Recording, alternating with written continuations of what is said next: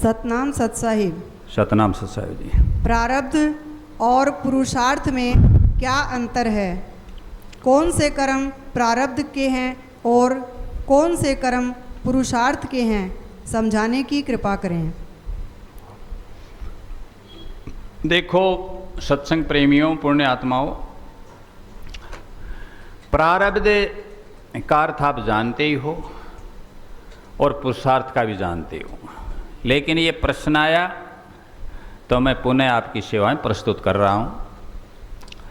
प्रारब्ध वे कर्म हैं जो हमने पिछले जन्म में किए और इस जन्म में उनको हम भोगेंगे। ठीक है, प्रारब्ध कर्म है, पिछले जन्म में किए थे, उस समय संचित हो गए और अब हम जन्म लिया है और अब उनको भोगेंगे, वो प्रारब्ध है। ठीक है, किया तब क्रियमान था, जमा हो गए तो संचित हो गए और अब भोग रहे हैं तो क्या कहलाएंगे? प्रारब्ध। ठीक है, अब ये कैसे, जैसे समझ भी लें, जैसे ये प्रारब्ध, ये रोग आ गया पिछले जन्म से, पिछले जन्म के कर्मों से आ गया, किसी ने ब्याज लिया था, उनकी पीढ़ियों में किसी ने गलती की थी, उनके पूर्वजों ने किसी पीढ़ी में क्या की थी? गलती, और वो उनके डीएनए में चला आ रहा है। समझ गए इस बात को? भोग रहे हैं को नहीं भोग रहे, प्रारब्ध है। पिछले जन्म में हमने अच्छा कर्म किया, आज यहाँ बैठे हैं ना, पंखे भी चल रहे हैं, नीचे मैट भी बिछी हुई हैं, पानी भी पिला रहे हैं, अच्छे ज्ञान विज्ञान ब्रह्म ज्ञान की संत महापुरुषों की सत्संग का आनंद ले रहे हैं ना, ये हमारा पिछले जन्म का क्या है? प्रारब्ध है जी। सत्संग तो बिना प्रारब्ध मिल ही नहीं सकता, याद रख लो। सत्संग मैं गारंटी देता हूँ, अनुभव कर बता रहा हूँ, तो मैं 63 साल का अनुभव बता रहा हूँ, कोई कल का बच्चा नहीं, कोई पाखंडी नहीं, कमा के खाने वाला इंसान हो, दूसरों की सेवा करने वाला। याद रखो, सत्संग मिल गया जिसको, समझ लो उसके पिछले जन्मों के कर्म क्या थे? अच्छे थे, उसका प्रारब्ध है। देर सवेर मिला तो उसके हिसाब से प्रारब्ध थे, और किसी का छूट गया तो भी प्रारब्ध के कारण उसमें विघ्न आया है, क्योंकि उसने कहीं ना कहीं कोई क्या की होगी? गलती की होगी पीछे। अब वो उस प्रारब्ध को यदि हिम्मत रखेगा, खूब दृढ़ संकल्प करेगा, अडिग रहेगा, तो शायद उस प्रारब्ध को बदल सकता है। अब किसी को दंड मिल रहा है, 2 भाई हैं,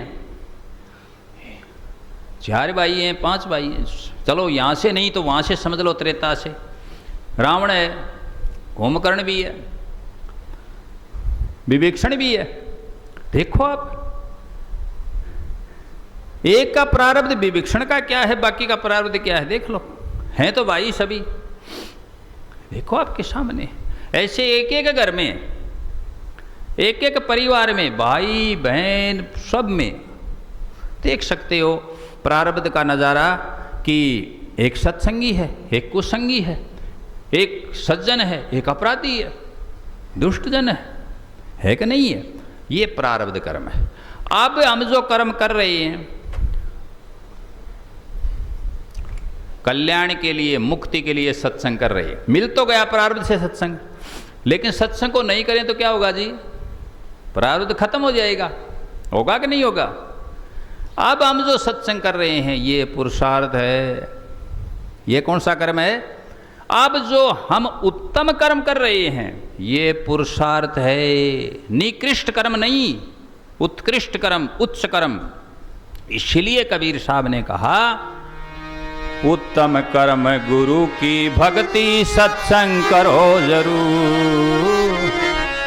कर्म गुरु की भक्ति, सत्संग करो जरूर। फिर जन्म जन्म के पाप कटेंगे, हो जा माफ कसूर। मनवा तेरी आदत ने हो कोई बदलेंगे, हरि जन सूर। मनवा तेरी आदत। क्लियर? कोई बदलेंगे हरिजन सूर, मनवा तेरी आदत ने। यहाँ पुरुषार्थ की बात कही गई कि उत्तम कर्म गुरु की भक्ति, सत्संग करो जरूर। ये पुरुषार्थ है। उत्तम कर्म गुरु की भक्ति, सत्संग करो जरूर। जन्म जन्म के पाप कटेंगे, हो जा माफ कसूर। कोई बदलेंगे हरिजन सूर, मनवा तेरी आदत नहीं। ये पुरुषार्थ कर्म है। लेकिन यदि हमने खोटे कर्म किए, नीच कर्म किए, दुष्कर्म किए तो वो पुरुषार्थ नहीं है। ये भी मैं स्पष्ट कर देता हूँ। पुरुषार्थ उत्तम कर्मों को कहते हैं। जब हम करते हैं तो क्या कहलाते हैं? पुरुषार्थ। और पुरुषार्थ में चार होती हैं, 4 कर्म। अर्थ, धर्म, काम और मोक्ष।